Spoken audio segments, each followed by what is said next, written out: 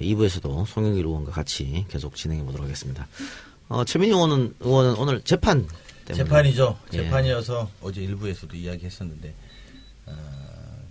정말 우병우 씨가 사람 골라서 다 재판 걸었잖아요. 뭐 저도 걸렸고, 우리 송영길 의원도 재판에 이번에 20대 국회에서 걸렸고, 그런 같은 최민희 의원도 걸려서 오늘 재판 결과는 뭐 잘 나오지 않을까 싶어요. 지금 뭐 다른 여당 의원들 다 잘 나왔잖아요. 네, 강훈식 의원도 잘 나왔고. 네, 송영길 의원님도 잘 나왔고. 그러니까. 걸린 사람 다 그랬으니까. 오늘 조금 긴장하신 것 같아. 긴장되지. 그거 할 짓이 아니야. 할 짓이 아니에요? 그거 긴장되는 거 아니니까 집어넣는 거야. 야당 인사들 2배씩이나 다 집어넣었잖아. 생생한 경험담이네요. 완전히 다 우병우 거야. 우병우의 기소권입니다. 정말. 참. 말도 안 되는 거 가지고 지금. 송영길 의원님도 명함이죠, 명함. 그 얘기는 그만합시다. 정말. 그 지하철 그건가요? 맞아. 말도 안 되는 거 갖고 다 해가지고. 발목 잡아보려고. 선변 송영길 팬이야? 네? 왜 이렇게 잘 알아? 아니, 법적인 부분이라서 기억이 남네요. 그 지하철 출입구, 개찰구 바뀐데 계단 아래, 그거죠. 아무래도 이 공천 욕심이 있는 것 같아. 그렇지. 오늘 설라면 여기 서야 돼. 집에 가다가 끌렸어요. 인천 고양이 변호사 좋아. 여기 좋아. 저 지금 JTBC 사건반장 같이 출연했다가. 됐고요. 젊은 피를 물려받아. 이 노정면이 부평이야. 노정면 기자요? 부평만 게다가 나왔죠. 여기는 서인청. 대학교 손후배기도 합니다. 네. 노정면 기자 복지. 다시 한번 축하드리고. 우리 얘기합시다. 북한 6차 핵실험 이후에 보수 야당 쪽에서 전술핵 재배치 얘기를 하고 있습니다. 이 주장에 대해서 어떻게 생각하십니까? 제가 몇 번 인터뷰를 했는데요. 그 안보 포퓰리즘의 전형이 아닌가 생각하는데, 그 참 저는 안타까운 게 원윤철 의원님이나 이제 자유한국당 의원들이 트럼프 대통령한테 전술핵 배치해 주세요라고 편지를 보내겠다 그래서 참 이런 사대주의 통미봉남 코리아 패싱 자기들이 떠들면서 그대로 따라간다 저는 이렇게 지적을 했습니다. 그게 왜 대한민국 대통령한테 이야기하고 우리를 미국 대통령한테 그거를 부탁을 해야 되는가. 물론 정치자들은 북이 핵을 개발했으니까 우리도 전술핵을 놔두는 게 좋지 않을까 이렇게 생각할 수 있지만 사실 북한 핵은 완전히 완성된 것도 아니고 이 북한 핵을 기정사실화 시켜줄 수는 우리가 없다고 봅니다. 한반도 비핵화 원칙을 우리가 포기할 수도 없기 때문에 그리고 북한의 핵의 어떤 위협은 지금 미국이 핵 우산을 제공하고 있기 때문에 그걸로 충분한 것이고 만약에 미국이 핵 우산을 제공하지 않는다면 대한민국이 핵을 개발할 수밖에 없잖아요. 그러니까 그는 미국 입장에서는 핵 우산 제공을 안 할 수가 없는 그런 상황이 있는 것이죠.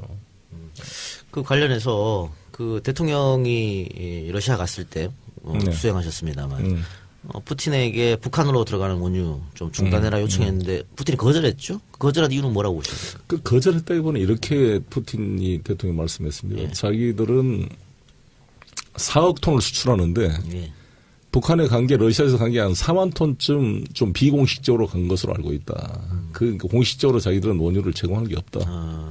오히려 원유는 중국에서 제공하고 있는 거기 때문에 그런 차원의 말씀을 했고 기본적으로 문재인 대통령과의 확실히 합의가 된 것은 평화적으로 해결해야 된다. 그러나 이제 당장 제재에 대해서도 유엔 제재 결의를 러시아도 충분히 지금 그걸 이행하고 있다 이렇게 말씀했기 때문에 이제 약간의 그 강도의 차이는 있었습니다만 대체적으로 의견이 모아졌다고 보여지고 특히 이제 푸틴 대통령은 절대 제재로 해결될 수 없다는 걸 강조한 거죠. 네. 그래서 지금 유엔 안보리가 제재안을 또 통과했는데 러시아 중국이랑 협상한 게 30% 정도 원유 공급 중단. 이게 실제 효과가 있을까요?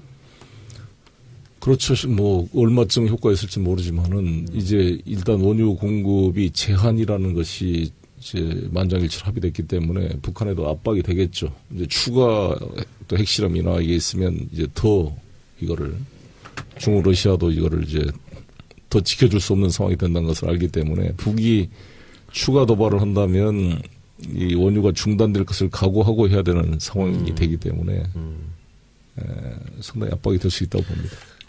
이게 어디서도 저도 송영길 의원님 인터뷰를 제가 본 것 같은데 저도 그렇게 이야기하는데 만약에 우리가 100번 양보해서 핵이 들어오면 지금 우리가 지금 주도적으로 이걸 쓸 수는 있는 건가요? 전혀 없어요. 그렇잖아요. 그러니까 이게 지금 상황으로 보면 북한의 핵과 미국의 핵이 한반도에서 놀아야 되는 상황인 거잖아요. 이게 백번양보에서. 제가 이렇게 얘기합니다. 현재 지금 북한의 핵이라는 것은 운반 수단이 있어야 핵 무기가 되는 거거든요. 핵 물질을 그냥 가방으로 들고 우리 뭐 어디가 공격할 수 있는 게 아니기 때문에 그렇죠. 네. 그 운반 수단이 로켓 아니겠습니까? 근데 그 이제 ICBM을 지금 추진하고 있는데 이 ICBM은 미국을 상대로 말 그대로 대륙간 탄도탄이기 때문에 대한민국을 겨냥하는 무기는 아닙니다. 그런데 전술핵은 우리 대한민국을 겨냥하는 무기가 될 수가 있죠. 그런데 우리가 지금 미국을 상대로 한 ICBM을 만드는데 전술핵을 남한 땅에 갖다 놓은 우리 대한민국 땅에 갖다 놓으면 북한의 전술핵 개발을 일종의 자극하는 것이 되지 않겠어요? 특히 중국과 러시아도 마찬가지고. 그러면 한반도가 훨씬 더 위험해진다고 저는 생각합니다. 그리고 북한 핵을 용인하는 꼴이 되고. 그리고 전술핵을 갖다 놓으면 이제 중국, 러시아한테 북한 제재하자는 명분이 어디가 있어요?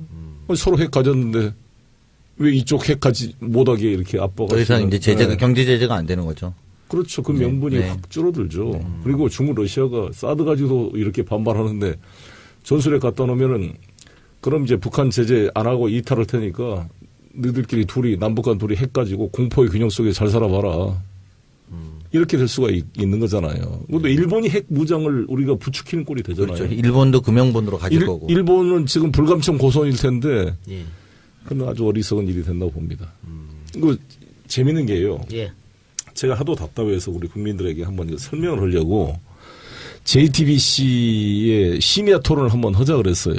JTBC는 너무 좋아해서 송영길 의원님 나온다면 하겠습니다 했는데 당장 제가 어느 주를 오늘 좀 불러라. 트럼프 대통령한테 편지까지 보내신 다음에 나와서 국민 앞에서 한번 토론해 봅시다. 그랬더니 안 나오겠다는 거고. 유승민 좀 나오라. 안 나오겠다는 거고. 제가 알기로는 JTBC에서 자유한국당, 바른정당 3선, 2선 의원급들을 전부 다 요청했는데 전부 거절해서 결국 토론회가 무산이 됐어요. 그게 밤샘 토론 아닌가요? 네. 그게 그래서 어떻게 됐냐면 이게 비겁한 거 아닙니까? 도대체. 그게 그래서 결국은 엊그저께 저한테 섭외가 왔는데 저쪽에 정태욱 의원이라고 대변인이 나온다고 하니까 강훈식 의원이 나와달라고 그래서 아니 우리가 무슨 핵을 그렇게 초선 의원 정태욱 의원이 나와서 할 문제가 아니다. 제가 그렇게 그렇죠. 이야기하고 말았는데 삼성급이 나와야죠. 나와서 김영우 국방위원장이 김영우 국방위원장은 또 전술핵에 대해서 소극적이라고 그러더라고요. 자신 없으니까 안 나오는 거지 뭐. 할 말이 없겠죠 나오면. 논리적으로 따지면은 사실. 아니 재래식 무기에 대한 전시 작전권도 안 가져가겠다는 사람들이 핵무기를 가져와서 자기가 통제할 수 없는 핵무기를 갖다 놓으면 무슨 도움이 될지. 그래요. 그리고 지금 어쨌든 한반도 운명을 둘러싸고 외교 전쟁이 지금 치열하게 벌어지고 있습니다. 대통령이 뭐 사드 임시 배치한 것은 뭐 역시 뭐 미국의 압력 또 북한의 위협 뭐 이런 게 있을 수 있고요. 반대로 또 중국 쪽에서는 강력하게 반발하고 있는데 송영길 의원이 생각하는 어떤 외교의 로드맵 어떻게 풀어야 될 것 같습니까? 이 지금 첨예하게 대립하고 있는 이 상황에서. 저는 우리가 힘을 모아서 미국의 입장을 존중할 거는 해야겠지만 미국을 설득할 수 있는 그런 자세가 필요하다고 봅니다. 좀 부딪히더라도. 그러니까 김대중 대통령께서 그 조지 W. 부시가 그렇게 막 치고 나오는 것을 설득해서 나중에 돌아선제까지 조지 부시 대통령을 안내해 가서 햇볕 정책을 찬성하게 만들었잖아요. 저는 그래서 트럼프 대통령이나 그쪽에 맥메스터나 이쪽에 지금 니키 헤일리 요새 강경파로 나서고 있는데 이런 분들이 우리보다 이 북한을 모르거든요. 그렇죠. 오히려. 아니 우리 한반도 상황을 우리보다 더 전문가 누가 있습니까? 맞습니다. 이 사람들은 중동 문제나 좀 알까. 트럼프 대통령 우리나라에 한 번도 와보지도 않은 분이고 어떻게 알겠어요? 지금 전 세계 지도자 중에 우리 대한민국과 북한을 동시에 가본 유일한 지도자가 푸틴입니다. 그러니까 푸틴은 그 상황을 정확히 이해하는 거죠, 지금 이게. 그래서 저는 이제 자신 있게 트럼프 대통령도 우리가 설득하고 좀 논쟁이 되더라도 이제 그런 자세로 앞으로 하지 않으면 이 트럼프 대통령의 이 노선이 수정이 안 되면 쉽지 않을 겁니다. 그리고 어찌됐건 북미 간에 이거를 대화로 풀어내야 될 거 아니겠어요, 막판에. 이거 북한 문제를 해결할 수 있는 데는 미국밖에 없거든요. 미국이 문제를 같이 합의해서 평화협정 문제부터 시작해서 일단 북핵 그를 중단시키는 동결 조치로 가야 될 거 아니에요. 맞습니다. 이건 문재인 대통령 말씀이 100% 맞습니다. 일단 이건 1차 동결, 2차 폐기로 가야지 이걸 한꺼번에 어떻게 해결되겠어요. 저는 이제 그런 것을 대통령께서 그래도 지금 노력하고 계시는데 평화적 해결 원칙, 한반도 운전자론 이걸로 했는데 앞으로 우리가 더 우리 문재인 대통령의 힘을 실어줘서 예. 이걸 뚫고 나갈 수 있도록 옆에서 좀 보자 하겠습니다. 예. 자, 그리고 우리가 1부에서 김인수 헌재 소장 부결된 것 관해서 얘기를 했었는데 지금 안철수 대표를 비롯해서 박지원 의원 같은 경우에도 청와대를 맹비난하고 역으로 대통령이 사과해야 된다 이런 얘기를 하고 있고 추미애 대표도 오히려 추미애 대표는 반대로 국민의당을 비난하고 있는 이런 실정인데 그 국민의당하고의 관계 설정 어떻게 될까요?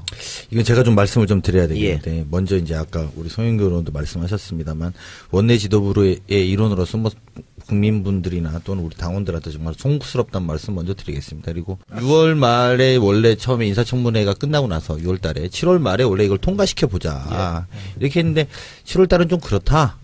그래서 8월 달에 하자. 그래서 8월 15일 날 국회의장과 원내대표단들이 직권상정에 합의를 합니다. 예. 그러니까 저 도저히 인사청문회 채택보고서는 통과를 못하겠다. 그러면 이제 이 김인수 헌법재판소장 관련된 거는 채택보고서가 안 올라오면 직권상정밖에 안 돼요. 그래서 이제 직권상정에 8월 15일 날 합의를 합니다. 8월 15일 날 합의를 하고 8월 말일 날 이걸 통과시켜서 올리자 이러면서 근데 그 전날 국민의당이 이렇게 표현합니다. 이유정 헌법재판관이 물러나면 김인수에 협조하겠다 이렇게 이야기를 했어요.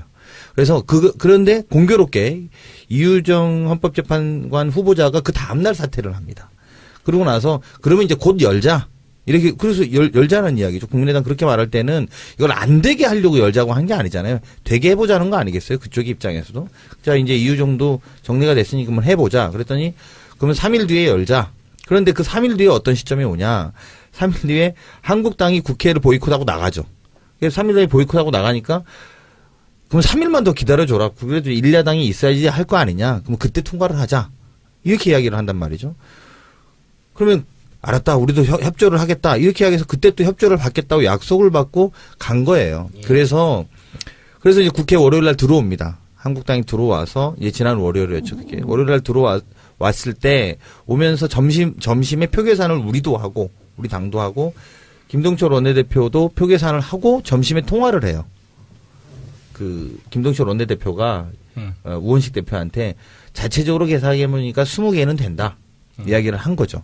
그리고 저희도 자체적으로 20에서 25개까지는 될 거라고 생각을 합니다. 그러니까 즉 우리가 120석에다가 그리고 10석이 우리한테 우호적인데 정의당 6석 그리고 4석인데 그중에 우리 이번에 새민중당 만드신 분 2분하고 그다음에 국회의장 서영교 의원까지 이렇게 해서 10명이에요. 그래서 사실상 130석에다가 국민의당이 20석만 해주면 저희가 계산이 되는 입장에서 김동철 대표가 본인이 여러 번 다음에 해줄게를 했으니 약속을 한 거죠.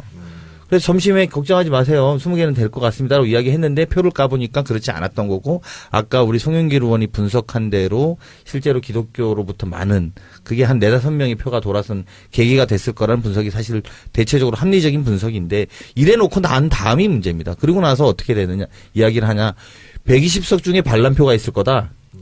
이렇게 이제 저희 당을 이간질시키는 거죠. 첫 번째는. 그리고 두 번째는 그거 봐라. 내가 뭐라고 그랬냐. 박지원 원내대표와 김동철 대표가 또 아침엔 무슨 말을 하냐면 박상진 그리고 유영민 그다음에 탁현민을 정리해 주라. 그래서 이건 우리가 할 문제가 아니다. 유영진 탁현민은 청와대에서 하는 문제고 이건 우리 권한 받기다. 박상진 문제는 청문회가 끝나고 논의를 하자. 그거를 해주면 해줄 것처럼 이야기를 해요. 그래서 그건 우리가 딜할고 이런 문제가 아니다. 김인수를 이제 더 이상 미룰 수가 없다. 또 여기 대목에서 원내 지도부의 입장에서는 김인수 헌법재판소장님이 헌법재판소에서부터 들리는 말들은 자꾸 더 이상 끄는 거 보면 나도 힘들어서 못하겠다. 이런 메시지가 또 들려왔던 게 사실이거든요. 그래서 저희가 더 시간을 가지기는 좀 어려운 국면이 있었습니다. 그래서 이게 사실 이제 변명을 드리는 것은 아니고 일단 경과보고는 이렇게 드리고 그럼에도 불구하고 원내 지도부가 좀 더 강단 있게 표를 더 챙겨냈어야 된다. 이런 것에 대해서 자성의 송구스럽다는 말씀을 올리면서 자성의 반성을 하고 있습니다. 그리고 하여튼 정황 보고는 그렇게 좀 보고를 드리면 될 것 같고요. 이런 면에 사실은 근본적 회의가 됩니다. 저 개인적으로는. 국민의당, 그러니까 두 가지 딜레마죠. 국민의당하고 우리가 이야기를 해야 되나? 이거 어떻게 믿을 수가 있어? 근데 아니면 그럼 안 하면 또 어떻게 이 국정을 운영할 것인가? 이게 이제 지금 현재의 우리의 고민이다 이렇게 말씀드리는 걸로 보고를 드리겠습니다. 알겠습니다. 그러면 송 의원님 어떻게 생각하세요? 방금 딜레마다라고 말씀하셨는데 그 안철수 의원이 굉장히 기뻐하는 것은 존재감 가시했다는 것 같아요. 앞으로 우리가 계속 캐스팅보드 질 수 있다 뭐 이런 거. 그러니까 우리가 끌려갈 수도 없고. 그게 어떻게 됩니까? 자신이 조직적으로 이걸 부결시켰다는 선행 자백을 한 것으로 봐야죠. 그렇게 보여요. 그러니까 진짜 우리가 강호식 의원님 말씀한 대로 그때 김장경 MBC 사장 체포영장을 이유로 장외투쟁에 가는 홍준표의 그 자유한국당을 배제시키고 표결을 했어야 되는데 거기에 그렇죠. 영합하는 모습이 안철수 대표가 취임하고 첫 국민의당의 행태였지 않습니까? 그렇습니다. 이게 참 걱정이 되던데 결국 이런 결과를 낳게 되었습니다. 그래서 저희들은 어떤 국민의당 의원 전체가 다 또 성향도 다르시기 때문에 저희들은 저희한테 우호적인 국민의당 의원들과 적극적으로 더 결합을 해야 된다고 봅니다. 그래서 이번에 김명수 대법원장 후보 통과는 너무너무나 중요한 일이기 때문에 저희들이 적극 전방위적 노력을 해야 된다고 생각합니다. 저희가 할 수 있는 모든 노력을 다 하는 게 마지막 일이고 다만 이번에 전 배운 게 국민의당은 다 믿을 수 있는 건 확실히 아니다. 그렇죠. 이거는 확실히 경계심을 갖고 이야기해야 안철수 대표의 이런 무언치간 태도 전혀 새 정치가 아닌 구정치 이 모습에 대해서는 분명한 지적이 있어야 된다고 생각합니다. 알겠습니다. 자, 이것도 원내 대변인께서 말씀해 주셔야 될 것 같은데. 뭔데?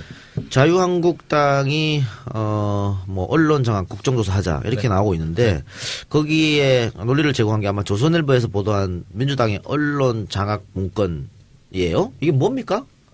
일단 설명해 주세요. 언론 장악 문건이 뭔지. 이 문건이 지난 민주당 의원 워크샵에서 뭐 워크샵에 자료로 나왔다. 처음에 이제 이렇게 보도가 됐어요. 그래서 이제 해당 상임위, 우리 과정방이 미방이죠. 거기 의원들한테 전화해보니까 다 본 사람이 없는 거야. 왜 못 보셨나 이랬더니 알고 정확하게 말씀을 드리면 워크샵 자료로 나왔던 것이 아니라 해당 실무자가 만들어서 논의용으로 작성을 했다가 보고를 못한 페이퍼입니다. 근데 이것이 어떻게 조선일보에 들어가 있죠. 근데 이제 여기서 우리가 하나를 좀 되짚어봐야 되는 건 그렇다면 조선일보는 왜 이것을 가지고 문제 제기를 세게 할까? 지금 이제 TV조선이라든지 이런 거 방송 제허가, 승인, 이런 문제들이 굉장히 많아서 마치 지금 민주당이 방송 언론을 장악하려고 하는 거다라는 프레임을 조선일보가 만들기 시작했다고 저는 봅니다.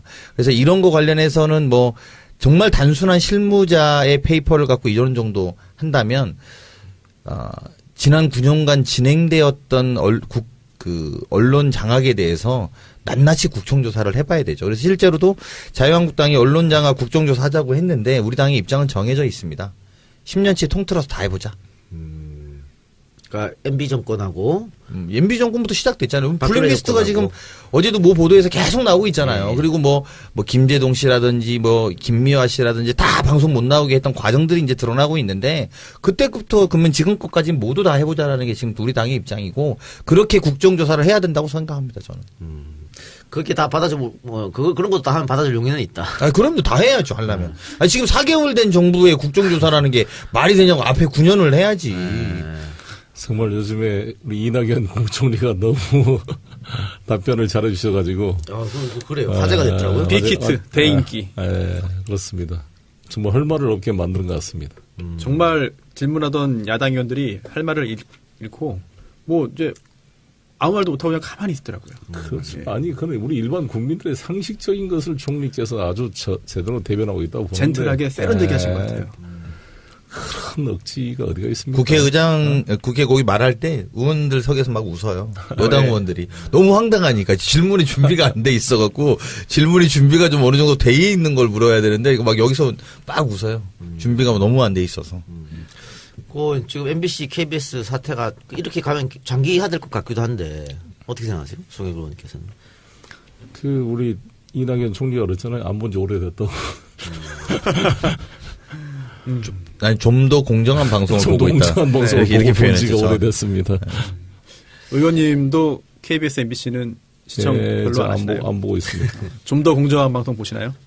그러고 있습니다. MBC, KBS 사태는 지금 이제 근로감독 관련해서 근로감독이라고 이제 표현하지 않기로 했는데, 뭐, 우리 노동부 장관은 이제 앞으로 근로자라는 표현 안 쓰기로 했으니까 노동 관련돼서 감사가 거의 마무리가 됐습니다. 예. 이제 마무리가 됐고, 이게 검찰에 MBC 관련해서 넘겨질 건 넘겨져야 될 것이고요.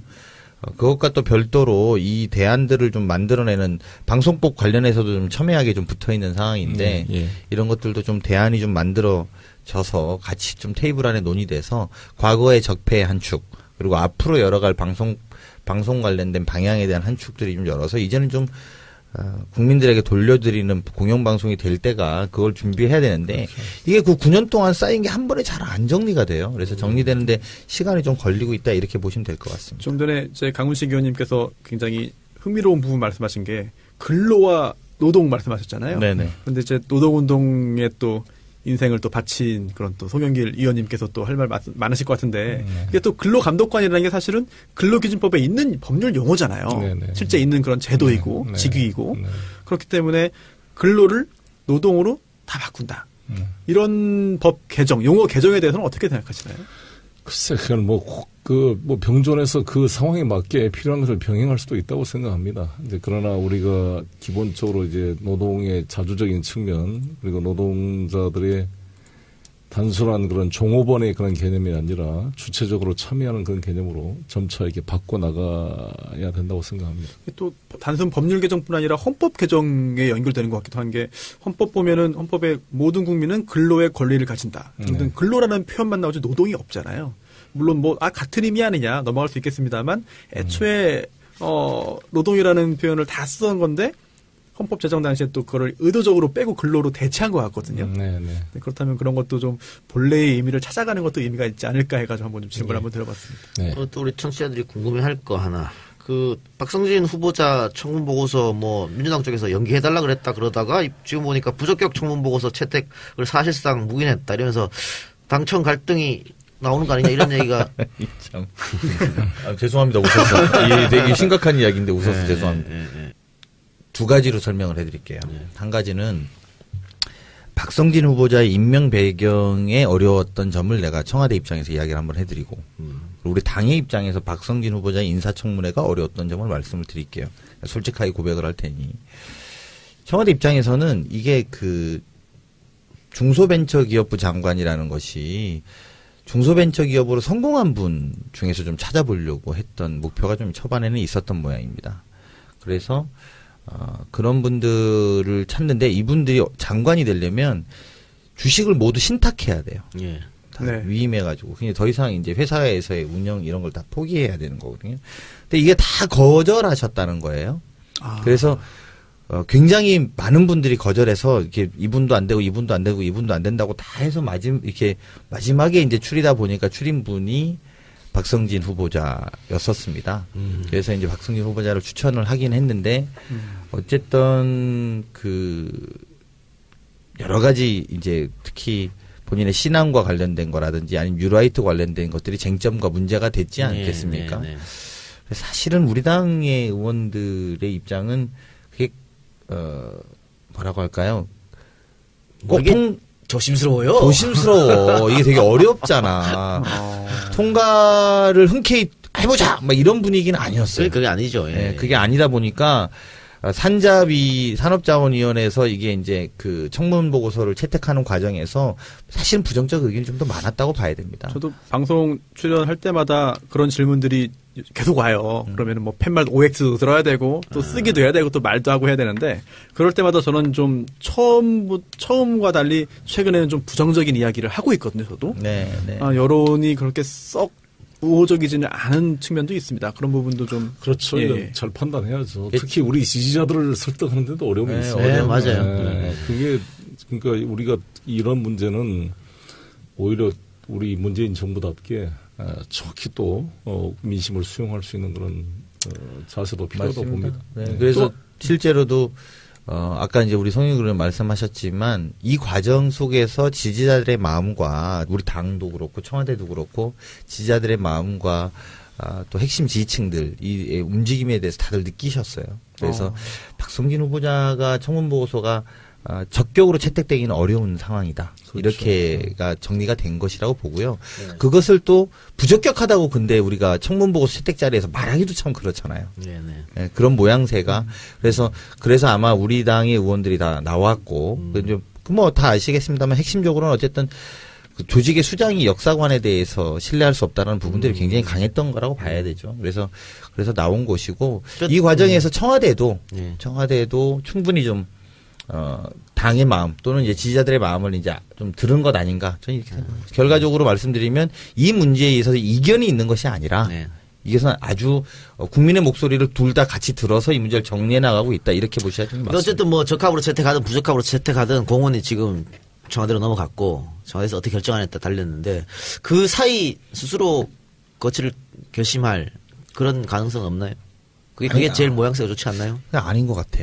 아닌 것 같아요. 그분이 그러시지 않는 것 같더라고요. 아 그래요? 네. 그렇군요. 또 하나 궁금한 게 물론 실제로 벤처기업을 창업해서 성공하신 분이 장관직 잘하면 좋죠. 그런데 반드시 꼭 그런 기업가 경력이 있어야만 하는 자리이냐. 그 부분도 좀 의문이 드는 게 실제로 박상기 법무부 장관 같은 경우에 변호사는 아니거든요. 교수입니다. 그렇다고 한다면 꼭 벤처 기업인만이 벤처 장관으로 적임자냐. 이것도 좀 약간 좀 청와대 인사수석실에 소개를 시켜드릴 테니까 추천을 좀 하세요. 추천을. 청와대에서 전문성을 제일 크게 본 것 같은데 근데 문제는 뭐 아까 강훈 씨도 잠깐 얘기했습니다만 이 인사청문회 제도를 지금대로 이렇게 하면 앞으로 좋은 인재들이 절대로 정부에서 일 안 하려고 그럴 것 같아요. 그렇죠. 누가 거기 가서 그 정말 인격적 수모를 당하고 그걸 하겠습니까? 그래서 둘로 나눠야 돼요. 제가 생각할 때는 둘로 이렇게 분리해서 비공개로 할 것은 이제 사적인 문제, 프라이버시에 관한 문제나 이런 검증들은 이 비공개로 하더라도 문제가 생기면 스스로 사퇴하게 돼 있습니다. 네. 걸러지게 돼 있습니다. 원들사에서. 그리고 그게 언론을 통해서 또 알려지고 단지 생중계로 안 된다는 게 있는 거고. 그다음에 이제 정책이나 이런 비전, 철학 이런 능력 검증은 공개적으로 국민 앞에 하는 식으로 저는 청문회를 둘로 나눠서 지금 이제 국회 운영위원회에서 합의된 사항입니다. 아 그래요? 네, 국회 운영 아니 그 방식은 아직 합의 안 됐고 형태는 국회 운영위원 안에 청문회에 관련된 소위원회를 두어서 거기에 권은희 즉 국민의당의 간사가 소위원장을 맡고 여야 동수로 해서 그걸 지금 운영위원들이 들어가서 하고 좋네요. 그렇게 좀 해보십시오. 그렇게 해서 이제 1기의 문재인 정부 내각과 달리 이제 앞으로 올 거는 이제 좀 새로운 방식으로 좀 해보자는 제안을. 그런데 참 이 인사수석 쪽이나 이야기를 들어보면 정말 그래도 고심이 많은 것 같아요. 참 이게 사람 찾기가. 근데 또 만약에 뭐 박성인 후보자가 자진 사퇴하거나 아니면 청와대에서 임명을 철회하면 또 야당이 이걸 가지고 공격의 빌미를 삼아가지고 대통령이 사과해라 뭐 인사수석 물러나라 뭐 이럴 거 아니에요. 근데 저희 같은 이제 일반 지지자 같은 경우는 여전히 아직도 당연히 이제 문재인 정권의 성공을 위해서 모든 걸 다 이제 그 성심통일권 다 이제 지원하고 그럴 생각을 갖고 있는 분들이 거의 절대 다수거든요. 그렇기 때문에 그런 지지자들이 많다는 점을 알고 힘있게 하셔도 될 것 같아요. 그러니까 뭐 밀어붙이라고? 다만 방금 우리가 이제 요 대목은 꼭 짚어야 되는데 국민 여론을 받아들여서 이렇게까지 박상진 후보자에 대해서 정리하는 청와대와 여당의 노력을 받아들이는 것처럼 이걸 그 다음에 야당이 아까 말한 것처럼 야 이거 조국 수석이 심사 잘못한 거 아니야? 인사 수석이 제대로 검증 못한 거 아니야? 이 부분에 대한 정치 공세도 같이 막아주셔야 됩니다. 네. 그렇죠. 근데 이렇잖아요. 자기들은 정말 김희수 같은 헌법소장을 부결시키는 사람들이 그러니까. 정말 야당이 분별력 있게 지적을 하면 국민적 공감을 얻을 수 있는데 저렇게 좋은 분들도 날려버리면서 이걸 하니까 설득력이 떨어지는 거죠. 맞습니다. 지지율이 전부는 아니지만 지지율이 이제 정말 대중들의 지금 현재의 상황과 마음을 보여주기는 하는 거거든요. 당연히. 그런 부분에 있어서는 좀 대중을 믿으셔도 되지 않을까. 그러니까 좀 야당이 뭔가 착각하고 있는 것 같아요. 무조건 문정부에 반대하면 자신들 지지율이 올라가고 이럴 줄 아는 모양인데 전혀 그렇지 않고 이대로 가다가는 뭐 이제 곧 있을 지방선거에서 아마 참패 야당은 그렇게 기미가 보이는데 지금 송영길 의원이 약속이 있습니다. 뒤에 중국에서 오신 손님들 만나기로 하기 때문에 여기서 방송을 마쳐야 되는데 그 중국의 어떤 경제 보복 이런 거는 계속 우리가 감내해야 되는 건가요? 당분간? 풀어내야죠. 정말 그 눈물겨운 지금 어려운 상황에 현대자동차, 뭐 롯데를 그렇죠. 비롯해서 다들 지금 어려워하고 있는데. 우리 저 안가 바로 네. 앞에 좀 꽤 큰 건물이 있는데 중국 분들이 와서 관광하고 지하에는 중국인들만 상대하는 식당이에요. 지금 거기 철거하고 있더라고요. 아이고. 손님이 이제 안 와가지고. 예. 어떤 제 어깨가 무겁습니다. 우리 대통령의 부담을 덜어주기 위해서 뭔가 이걸 돌파구를 찾기 위해서 어떤 견마지로 최선을 다해 보겠습니다. 네. 외교로 잘 풀어내시길 부탁드리고 네. 오늘 만남도 싸우지 마시고 잘 좀 설득해 주십시오. 네네. 약주 많이 드시겠네요 오늘. 네. 술은 좀 센 편이세요? 뭐 저 자제하고 있습니다. 그래요. 뭐 요즘 같은 전국에 또 술로 문제 생기면 큰일 나니까 네. 우리 마지막으로 청취자들한테 인사 한마디 부탁드리겠습니다. 너무너무 감사드리고요. 정말 요즘 같은 이 한반도 위기 상황에 문재인 대통령이 우리 대한민국을 대표해서 계신다는 것이 얼마나 다행이고 다행인지 아침에 일어날 때마다 이 소중한 생각이 듭니다. 이 소중한 정권, 소중한 대통령, 국민께서 주신 이 기회를 정말 저희들이 무겁게 받아들이고 문재인 대통령을 잘 보좌해서 이 정부가 성공해서 이 대한민국의 위기의 강을 건너갈 수 있도록 최선을 다하겠습니다. 감사합니다. 예, 고맙습니다. 들어주신 여러분 대단히 감사하고 성영 의원님 또 조만간 한번 또 출연해 주시기 바랍니다. 감사합니다. 끝입니까? 뭐 할 말 있어요? 아니 저 오늘 뭐 BBK, MB 블랙리스트 처벌 이런 것 때문에 다음에 와서 하세요. 이렇군요. 알겠습니다. 예, 알겠습니다. 그 MB는 뭔가 지금 그 법의 심판을 받을 날이 오게 될 겁니다. 네. 미안해요. 대본대로 진행하면서. 예, 완전히 다르네요. 네, 이렇게 한 마디도 안 꺼낼 줄 몰랐어요. 예. 감사합니다. 다음에 마시고. 예, 손준비도 수고하셨고 강원님도 고생하셨습니다. 네, 수고하셨습니다. 저희 다음 주에 뵙겠습니다. 고맙습니다. 미디어 토론을 한번 하자 그랬어요. JTBC가 너무 좋아해서 송영 의원님 나온다면 하겠습니다 했는데 당장 제가 오늘 좀 불러라. 트럼프 대통령한테 편지까지 보내신 다음에 나와서 국민 앞에서 한번 토론해 봅시다. 그랬더니 안 나오겠다는 거고. 유승민 좀 나오라. 안 나오겠다는 거고. 제가 알기로는 JTBC에서 자유한국당, 바른정당 3선, 2선 의원급들을 전부 다 요청했는데 전부 거절해서 결국 토론회가 무산이 됐어요. 그게 밤샘 토론 아닌가요? 네. 그게 그래서 어떻게 됐냐면 이게 비겁한 거 아닙니까? 도대체. 그게 그래서 결국은 엊그저께 저한테 섭외가 왔는데 저쪽에 정태욱 의원이라고 대변인이 나온다고 하니까 강훈식 의원이 나와달라고 그래서 아니 우리가 무슨 핵을 그렇게 초선 의원 정태욱 의원이 나와서 할 문제가 아니다. 제가 그렇게 그렇죠. 이야기하고 말았는데. 삼성급이 나와야죠. 나와서 김영우 국방위원장이 김영우 국방위원장은 또 전술핵에 대해서 소극적이라고 그러더라고요. 자신 없으니까 안 나오는 거지 뭐. 할 말이 없겠죠 나오면. 논리적으로 따지면은 사실. 아니 재래식 무기에 대한 전시 작전권도 안 가져가겠다는 사람들이 핵무기를 가져와서 자기가 통제할 수 없는 핵무기를 갖다 놓으면 무슨 도움이 될지. 그래요. 그리고 지금 어쨌든 한반도 운명을 둘러싸고 외교 전쟁이 지금 치열하게 벌어지고 있습니다. 네. 대통령이 뭐 사드 임시 배치한 것은 뭐 역시 뭐 미국의 압력 또 북한의 위협 뭐 이런 게 있을 수 있고요. 반대로 또 중국 쪽에서는 강력하게 반발하고 있는데 송영길 의원이 생각하는 어떤 외교의 로드맵 어떻게 풀어야 될 것 같습니까? 이 지금 첨예하게 대립하고 있는 이 상황에서. 저는 우리가 힘을 모아서 미국의 입장을 존중할 거는 해야겠지만 미국을 설득할 수 있는 그런 자세가 필요하다고 봅니다. 좀 부딪히더라도. 그러니까 김대중 대통령께서 그 조지 W 부시가 그렇게 막 치고 나오는 것을 설득해서 나중에 돌아선제까지 조지 부시 대통령을 안내해 가서 햇볕 정책을 찬성하게 만들었잖아요. 네. 저는 그래서 트럼프 대통령이나 그쪽에 맥메스터나 이쪽에 지금 니키 헤일리 요새 강경파로 나서고 있는데 자기들이 떠들면서 그대로 따라간다. 저는 이렇게 지적을 했습니다.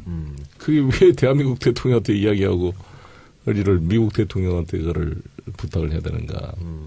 물론 정치자들은 북이 핵을 개발했으니까 우리도 전술핵을 놔두는 게 좋지 않을까 이렇게 생각할 수 있지만 사실 북한 핵은 완전히 완성된 것도 아니고 이 북한 핵을 기정사실화시켜줄 수는 우리가 없다고 봅니다. 한반도 비핵화 원칙을 우리가 포기할 수도 없기 때문에 그리고 북한의 핵의 어떤 위협은 지금 미국이 핵 우산을 제공하고 있기 때문에 그걸로 충분한 것이고 만약에 미국이 핵 우산을 제공하지 않는다면 대한민국이 핵을 개발할 수밖에 없잖아요. 그거는 미국 입장에서는 핵우산 제공을 안 할 수가 없는 그런 상황이 있는 것이죠.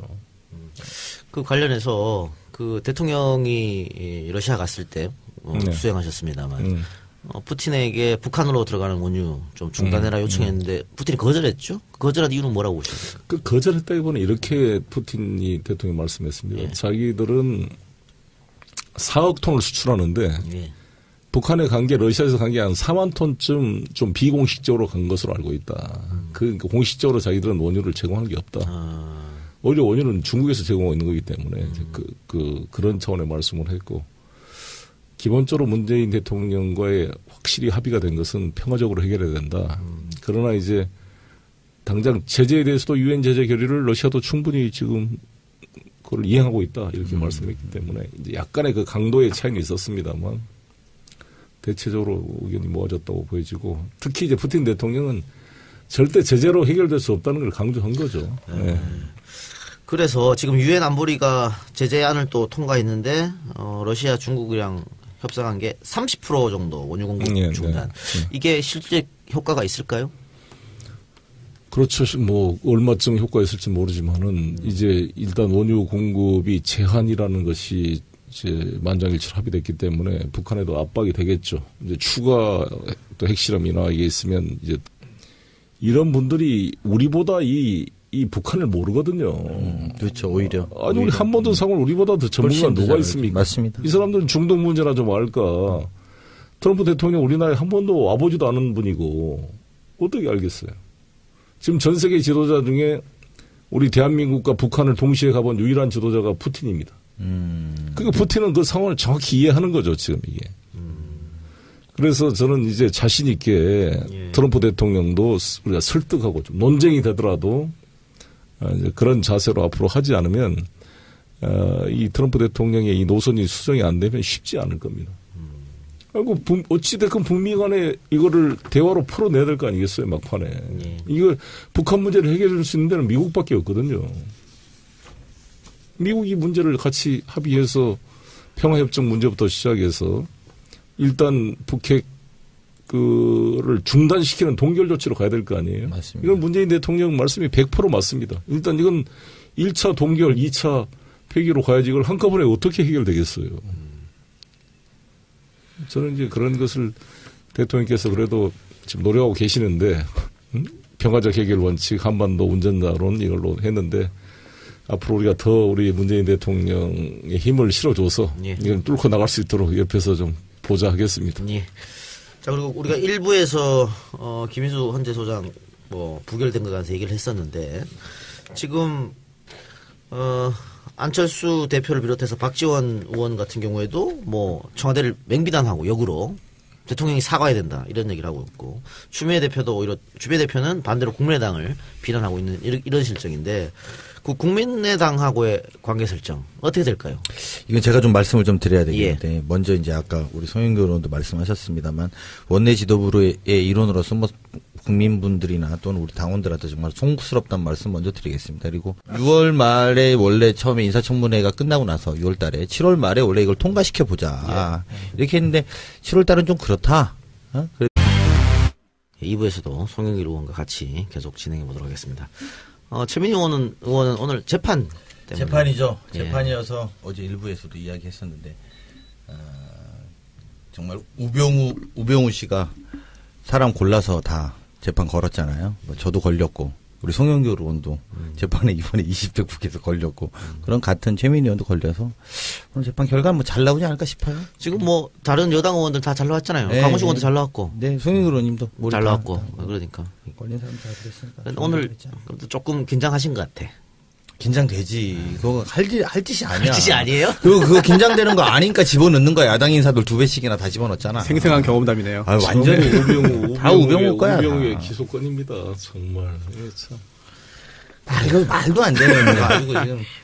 송영길 의원님도 명함이죠, 명함. 그 이야기는 그만. 아, 정말. 그 지하철 그건가요? 맞아. 말도 안 되는 거 같고 다 해가지고. 발목 잡아보려고. 송영길 팬이야? 예? 왜 이렇게 잘 알아? 아니 법적인 부분이라서 기억이 남네요. 그 지하철 출입구 개찰구 바뀐데 계단 아래 그거죠. 네. 아무래도 이 공천 욕심이 있는 것 같아요. 그렇지. 오늘 설라면 여기 서야 돼. 집에 가다가 끌렸어요. 인천 고양이 변호사 좋아. 좋아. 저 지금 JTBC 사건반장 같이 출연했다가 됐고요. 젊은 피를 물려받아. 이 노종면이 부평이야. 노종면 기자요? 부평만 게다가 나왔죠. 여기는 서인청. 대학교 선후배기도 합니다. 네. 노종민 기자 복직. 다시 한번 축하드리고. 자, 우리 얘기합시다. 북한 6차 핵실험 이후에 보수 야당 쪽에서 전술핵 재배치 얘기를 하고 있습니다. 이 주장에 대해서 어떻게 생각하십니까? 제가 몇 번 인터뷰를 했는데요. 그 안보 포퓰리즘의 전형이 아닌가 생각하는데 그 참 저는 안타까운 게 원윤철 의원님이나 이제 자유한국당 의원들이 트럼프 대통령한테 전술핵 배치해 주세요라고 편지를 보내겠다 그래서 참 이런 사대주의 통미봉남 코리아 패싱도 이거를 중국 러시아도 이거를 이제 더 지켜줄 수 없는 상황이 된다는 것을 알기 때문에 북이 추가 도발을 한다면 이 원유가 중단될 것을 각오하고 해야 되는 상황이 되기 때문에 상당히 압박이 될 수 있다고 봅니다. 이게 어디서도 저도 송영길 의원님 인터뷰를 제가 본 것 같은데 저도 그렇게 이야기하는데 만약에 우리가 100번 양보해서 핵이 들어오면 지금 우리가 지금 주도적으로 이걸 쓸 수는 있는 건가요? 전혀 없어요. 그렇잖아요. 그러니까 이게 지금 상황으로 보면 북한의 핵과 미국의 핵이 한반도에서 놀아야 되는 상황인 거잖아요. 이게 100번 양보해서.